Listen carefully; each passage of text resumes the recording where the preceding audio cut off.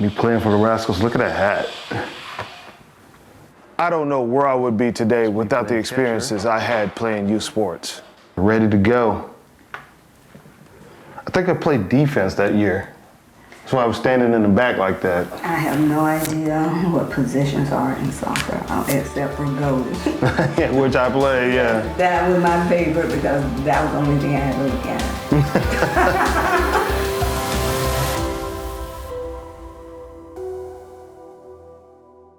Ring the doorbell. Hi! Come on in, bud. Come on. No. Come on. Come on in. Look at this one. This one's cool. What you got? This one's from... That's the soccer. I was a Navy brat, raised by a single mom, and I tell you, I got to play sports all over the world. And this one's Bermuda, right? Right, that's Bermuda. Naval Air Station Bermuda, NAS Bermuda, buddy. I'm the dad of a 5-year-old now that's about to start playing sports. And I know the way he's gonna navigate through sports is gonna be a lot different than what I did. Because when I grew up, you know, we didn't necessarily lead organized sports. We were just out playing. We made up our own games. We made up our own teams in the neighborhood. I really want him to grow up, you know, playing sports carefree and just having fun. So I decided to take him back to the place that I grew up playing sports and have so many fond memories of doing so. To show him there was a different time in a different place and, you know, just for it to be fun for him and show him how much fun I had just growing up and making up games and just being out there having fun. This is where we play cup ball too. Right, yeah, that's right. You would play cup ball here. You play cup ball, you know, you hit the cup with your hand, and you had like, you run to that fence. Huh? Cup ball, that's right. Yes, you heard it right, cup ball. So now we're gonna show you how to play cup ball. What you're gonna need are a couple of Dixie cups. Then you wanna smash it up. Keep smashing it. You wanna take your second cup, put that cup in here. Awesome. Take that cup, smash it up again. So now it's basically a combination of baseball and dodgeball. Ready? Oh! Cup ball, you run to the first base was over there, and then when you come through, you had to touch home. That was home plate. Who put that basketball goal up at Grandma's house on the ball field? That basketball goals was put up way before we came to Purdy. Yeah, this is totally different.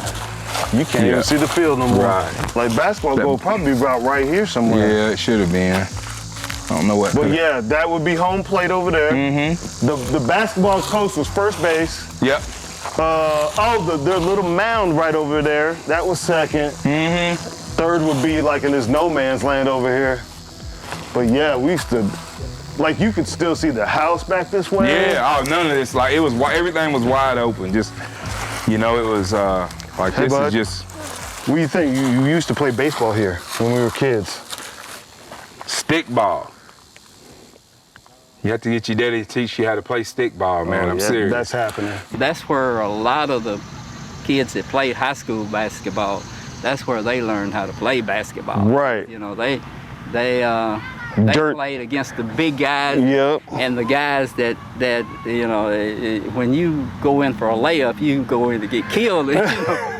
Michael started out as a, 5, 6 years old playing sports, sifting through the sand in the outfield and, just messing around really, being cute little kids.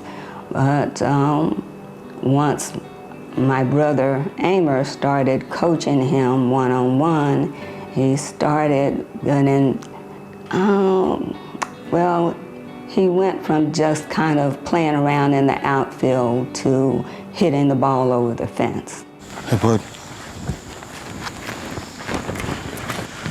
Amer J. Damron. Same last name as you, right? Damron. He taught me how to play baseball. He taught me a lot of stuff. Amer was everything to me. Like, I followed that guy around everywhere. He was like a big brother. Of course, my uncle. He was the most positive male role model I had in my life. And he's the one that spent so much time with me, showing me how to play ball and just showing me how to be, you know, a good person. I was away in the Navy when we lost him. This was the first time I, you know, made it back to see him. And, you know, it was really important for Dorian to know him and what he meant to me.